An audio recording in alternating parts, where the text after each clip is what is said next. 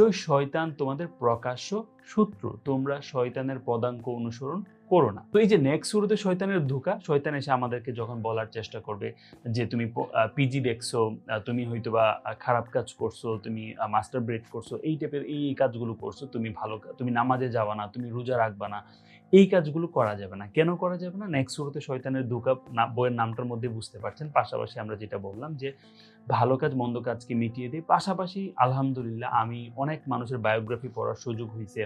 অনেক psychological case আমার পড়ার সুযোগ হইছে। আমি অনেক মানুষের বায়োগ্রাফি পড়ছি, লাইফ পড়ছি যারা জীবনের একটা সময় অথবা তরুণ বয়সে বিপথে ছিলেন, রাইট? ডিরেইলড ছিলেন। অনেক খারাপ কাজ, মন্দ কাজ করছেন, অনেক মানুষের উপর জুলুম করছেন। কিন্তু একটা সময় গিয়ে তারা ট্রুলি মানে একদম পিওরলি লোক দেখানোর পিওরলি তারা ভালো হয়ে গিয়েছেন। আ এবং তারা এমন তওবা ইস্তেগফার করে আল্লাহর পথে ফিরেছেন।